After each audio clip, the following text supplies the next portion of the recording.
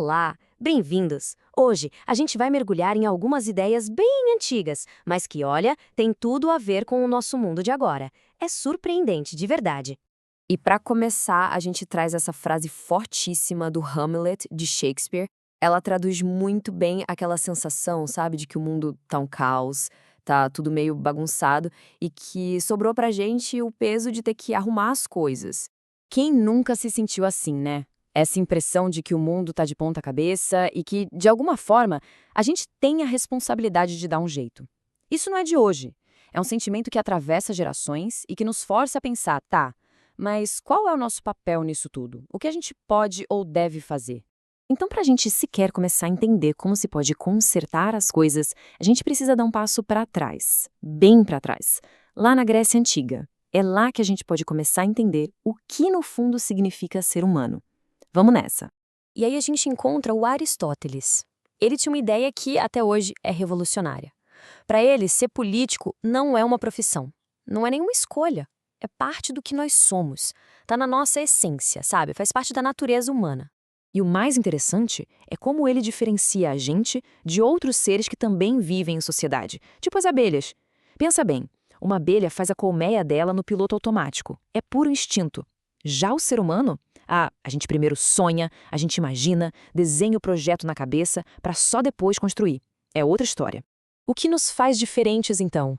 O ponto central é a nossa capacidade de usar a linguagem de forma complexa. A fala é ela que permite que a gente converse sobre coisas que a gente não pode tocar, tipo o que é justo ou o que é bom para todo mundo. E são essas conversas que criam a base para tudo, para a família, para a cidade, para o Estado. Certo.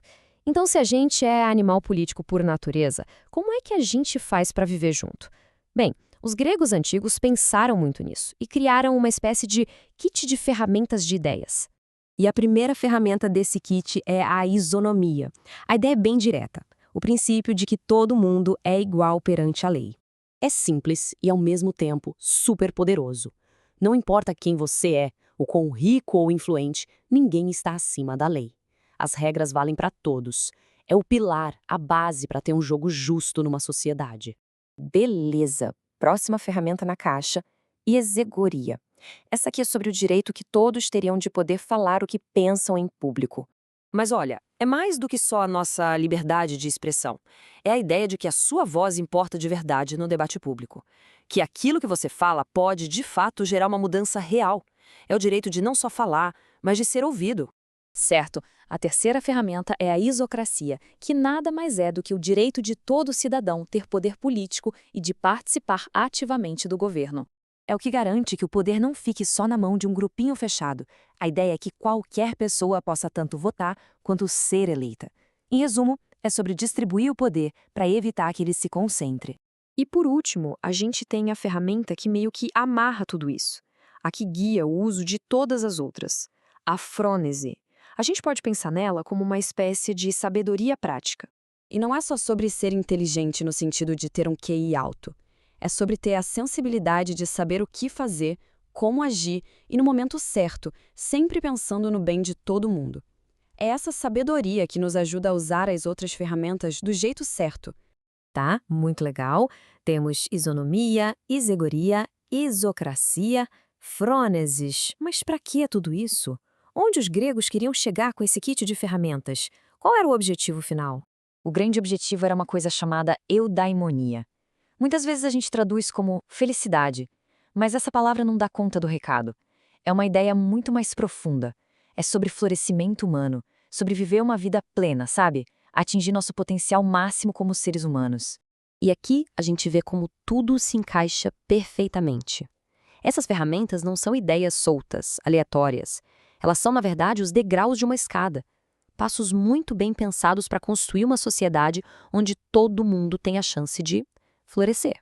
E para o Aristóteles, esse florescimento não era algo passivo, tipo, ficar sentado esperando a felicidade chegar.